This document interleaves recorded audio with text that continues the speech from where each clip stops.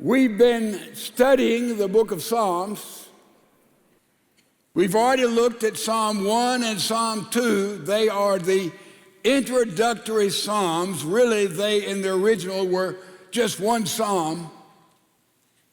And then you move on into Psalm 3 that we have looked at. And we've looked at Psalm 4, and now we're going to study Psalm 5. We put these three psalms in a context. Absalom revolted against his father, turned the people of Israel, over half of them, against David's righteous reign.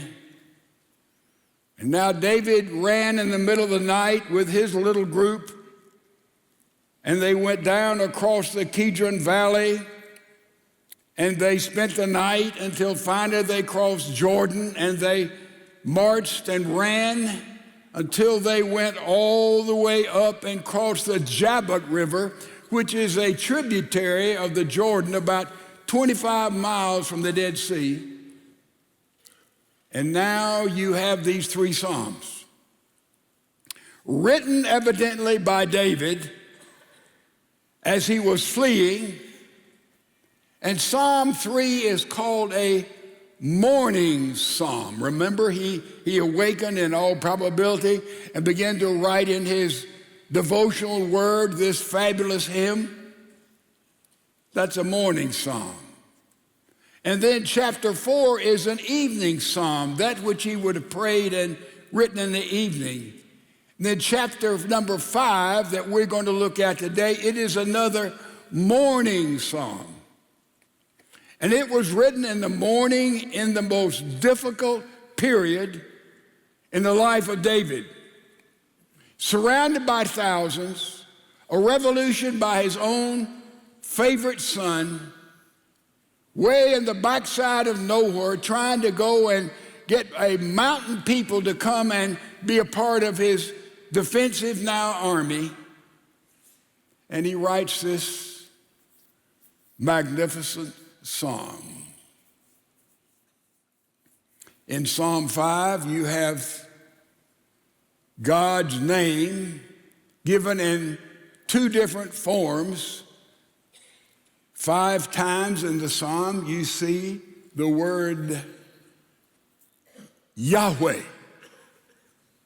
When you see a name for God in the Bible, always that name describes something about God. Yahweh was the covenant God. Yahweh, when he used that word right up front for God in Hebrew, it would mean that David understood he was in the covenant. And that name comes all the way back to Moses. When Moses at the burning bush recognized that God was there, a bush was burning and not being consumed, and he said, "What is your name?" "God, you're here. Which God are you?" The answer came, "I am that I am." Literally, the answer was, "I am Ha. I am Ha. I am life." That's the covenant name for God. And that is used 5 times in this one chapter. Then there's the name Yahweh, and you see it as my God. I'm not only under the covenant that God has made with us as God's special people, as his called out ones, but also you are my God. You are Elohim. You are personal. And then I did something, and this is so simple, I'm ashamed to tell you, really. I looked at the book of Psalms, and I just sort of thumbed through it. And I bumped into something that everybody knows. I knew it. I'd never really thought about it. All these Psalms begin, with few exceptions, with God, with Lord. Psalm 1, Psalm 150, God, God, God, Lord, Lord, Lord, over and over, King, King, King. Did you know if somebody would pick up Psalms and they were agnostic? Well, I don't know if there's a God or not. I'm wise. I'm going to wait and get all the returns. Or they were atheistic and they'd say, no, there's no God. I mean, this whole God business is, it hadn't been proven, it's myth. So they wouldn't be thrilled by the music and the majesty and the praise and the prophecy they find in Psalms, because God is a great big question mark. At the same time, I was reading Eric Metaxas' book, Is Atheism Dead? By the way, whatever book you might read, take time, order it, buy it. Is Atheism Dead by Eric Metaxas will change your view of science. And if you have any doubt about God, or you're supposedly some kind of pseudo-intellectual that, I'm an agnostic, I don't know whether there's a God or not, I'm going to wait some more evidence will come in. Read this book, get back with me, because it is the counter book to that which was on the front page of Time magazine in 1966. And the front page said, "Is God dead?" And I remember clearly some reporter asked Billy Graham about this front page article, which really was not so much that God was once here and God died, but was an atheistic position that there is no God. They asked Billy Graham about it. He said, "God has died?" He said, "That's strange to me. I talked to him this morning." But when you talk about is there God or is there no God, you sort of got two extreme views.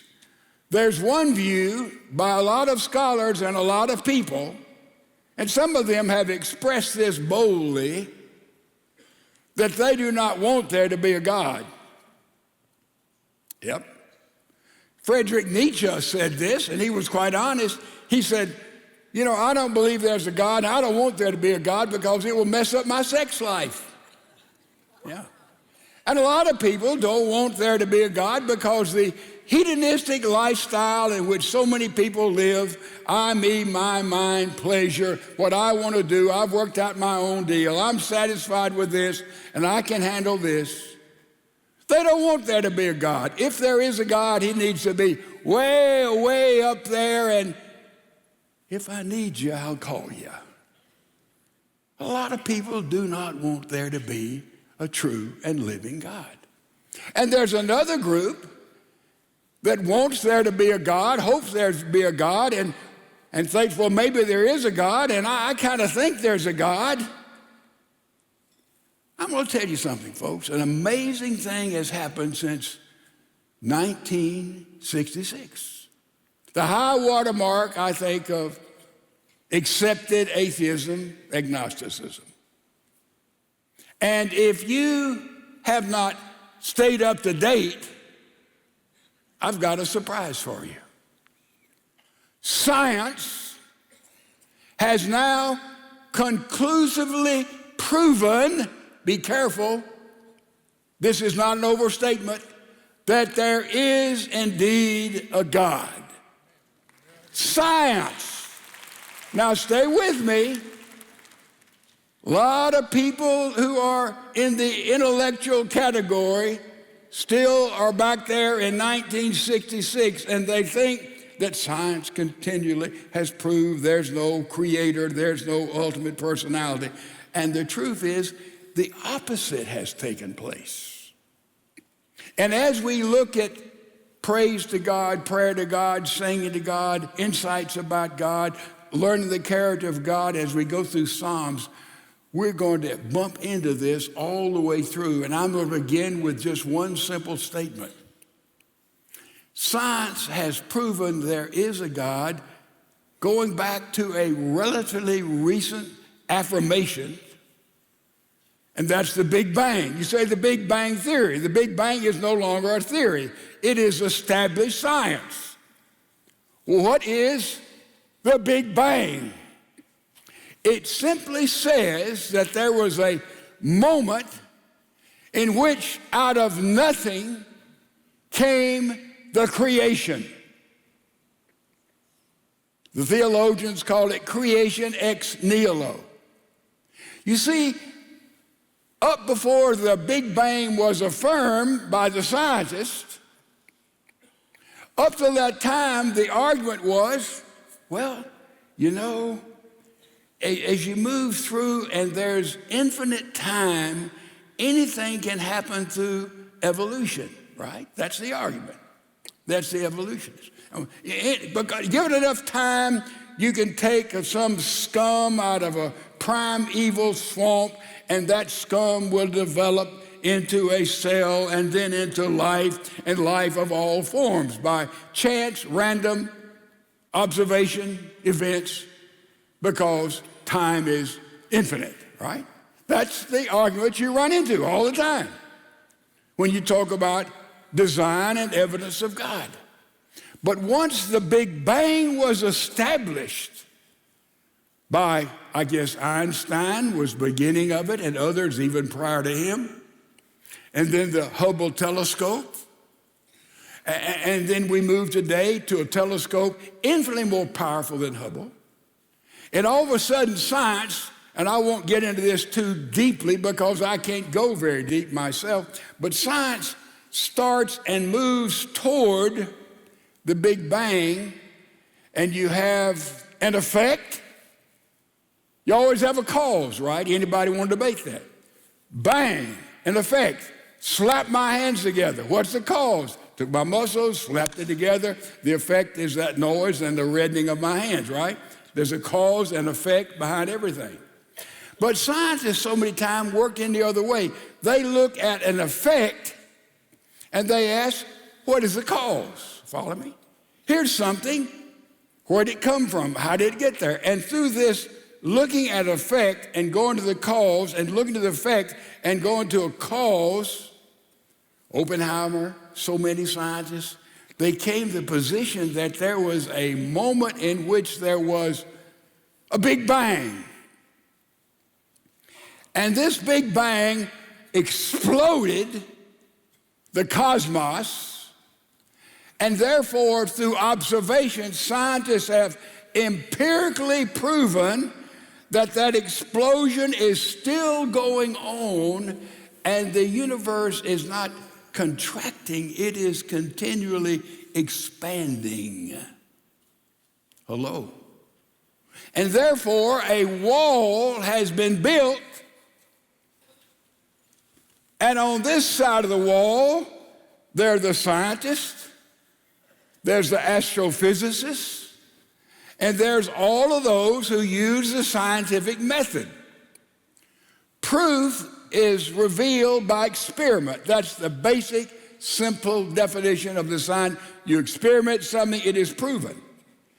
But you can't do this with creation because it is a singularity. Stay with me. It means it happens once in a while. You can't repeat creation. And therefore, proof revealed by experiment has verified, as these scientists have looked at the universe and said there was a moment in which there was an explosion in which all this came into being.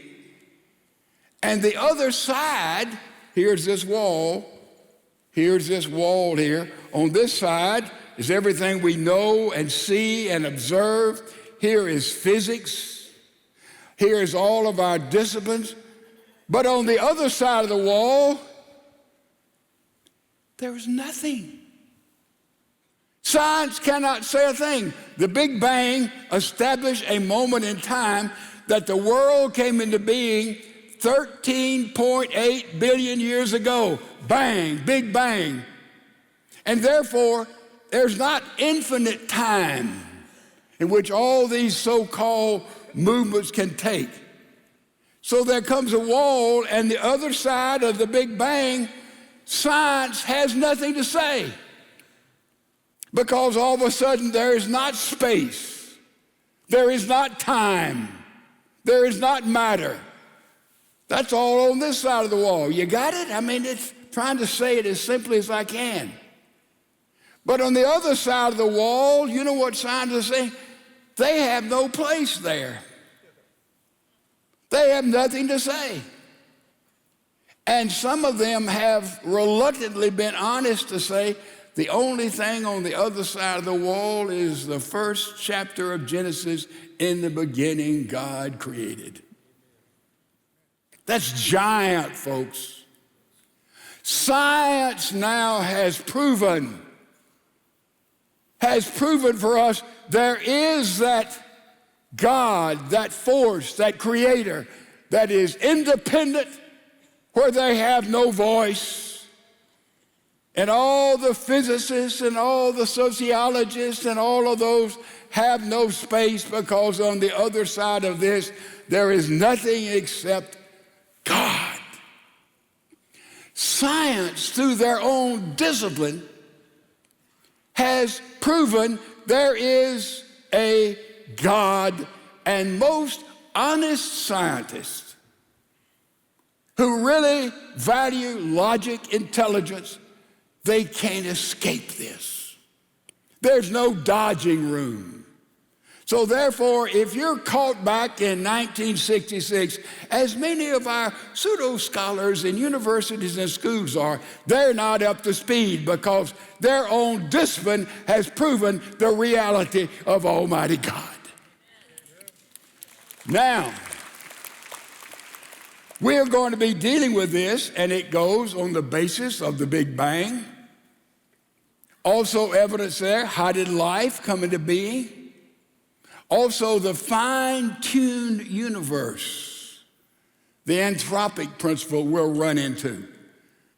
And so therefore, as we study the book of Psalms, we talk about God and the different aspects of God.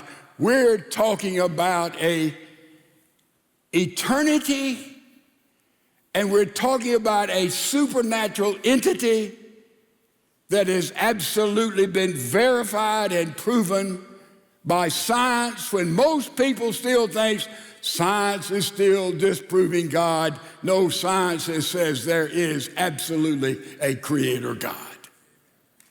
Gigantic. So we go to Psalm chapter 5, and we're going to be bumping into this all the way through. Let me tell you again, if you want to read something, now Eric Metaxas, he's been here, as you know, many times. Eric Metaxas has written a seminal book on this area. Bill Dempsey has written, a lot of people have written on this area, but it's nailed down. There's no argument anymore. There's no place for a genuine scientist to argue about this. You can't go there. I talked to Jim Tour yesterday, and he is one of the 4 or 5 top scientists in the world who happens to teach at Rice. And he said there's no wiggling room anymore. There's nowhere to try to get yourself out of this. There is an Almighty God. And therefore, when we study Psalms, David wasn't saying, well, I'm praying to somebody, I hope who's there, it would be good that, no, he's praying to God then, as we can today, to a creator, not only of this universe, but the creator of life. So now we read Psalm chapter 5 a little bit in different light, I think. Give ear to my words, O Lord. There is that covenant relationship, the Lord. Consider my meditating. That word in Hebrew means perk up your ears. It's like a dog. When they hear things we can't hear, their ears perk up. And so he's saying to the Lord, he's saying, God, I want you to hear. I want you to perk up your ears. David is saying, I want you to know where I am. He can consider my meditation. Verse 2, give heed to the voice of my cry. My King and my God. The word Elohim, that's personal relationship. He's not praying to, like the Unitarians, to whom it may concern. No. He's praying to a God he is in covenant with. He is praying to a personal God. For to you I will pray, my voice you shall hear in the morning, O Lord. He starts the day, the toughest, most challenging day of his life. He starts off like this. In the morning, I will direct it to you, and I will look up. That's the way to start a day, ladies and gentlemen. In the morning, look up to him. It'll change everything about your day. And the most challenging, difficult day in the life of this king, he started with this morning psalm. Then he says, for to you are not a God who takes pleasure in wickedness, nor shall evil dwell with you. The boastful shall not stand in your sight. You hate all workers of iniquity. You shall destroy those who speak lies. David was a liar. Did you know that? He lied to 2 kings. And because one of his lies, when he was running from Saul, Saul went and killed 58 different priests. David lied about Bathsheba. David lied about Uriah. David was a liar, but what happened? David went to God with total, complete forgiveness, and he was changed again, and God eliminated his sin. Let me tell you something. Years ago in Cambridge, a bunch of scholars were gathered, and they were talking about, theologians, what is the uniqueness of Christianity? And they were talking about all the religions of the world. This is different. Christianity believes this. No, there's a little bit of that here. And C.S. Lewis walks in the room. So they're debating about the uniqueness of Christianity. And they said, Dr. Lewis, what do you think is the uniqueness of Christianity? He said, one thing. From all the major religions of the world, one thing. They said, what is it? Forgiveness. Forgiveness. David had been forgiven. And then we see he wakes up with the Lord and he says simply, Lord, listen to me. The Lord abhors the bloodthirsty and deceitful man. For as for me, he says, into your house in the multitude of your mercy. David knew he had been forgiven. The fear of you, that's worship. You I will worship towards your holy temple. David was in covenant with God. God was personal to him. And he said, Lord, listen to me in this moment, this morning of my extremity. Next thing he says, lead me, O Lord, in your righteousness because of my enemies. Make your way straight before my face. Isn't that it? You see where he is? You see where we are? He wakes in the morning. He said, Lord, I'm in covenant with you. I have a relationship with you. And Lord, I want you to listen. I know you won't listen to those who are out of fellowship with you. You can't hear them, their wickedness, their lying. But I've been through that and you have forgiven me. And therefore he says now, lead me. Boy, lead me, direct me. Man, he had enemies all around. He had his troops being marshaled. He needed God to lead him. He said, I want you to lead me so with my face, I'll make the right decision in life. Isn't that what all of us want? Every day, Lord, lead us. Lord, help us make wise, godly decisions. Help us to be accurate, to know where we're going, what we're saying, what we're doing. He's saying, lead me. And then look what he says. He said, legislate those who are out of relationship with you, for there is no faithfulness in their mouth. Their inward part is destruction. Their throat is an open tomb. They flatter with their tongue. Pronounce them guilty, O God. Let them fall on their own counsels. Cast them out in the multitude of their transgressions, for they have rebelled against you. But let all who rejoice, who put their trust, remember that word, in you, let them ever shout for joy because you depend on them. For those who love your name, be joyful in you, for you, O Lord, will bless the righteous with favor. You will surround him with a shield. What's David saying? He's saying, Lord, listen. Lord, lead. Lord, legislate against evil, which is what we're saying, are we not? And then he says, why he would respond, how we should respond is to trust and to love and to love and to trust. And he says he'll put a shield around us. That's what God does for his people, folks. And we're to be a part of the shielding and the protecting in the culture in which we live. And therefore, we have to speak out in love. So the bottom line is, as we understand more and more of God, as we throw away any possible ground for doubting or holding in our minds, ladies and gentlemen, all the returns are in from every scientific discipline. There is a creator God. And we know him as he revealed himself totally in Jesus Christ. And in Jesus Christ, he forgives us, he replenishes us, and when we love him in response, he puts a shield around us.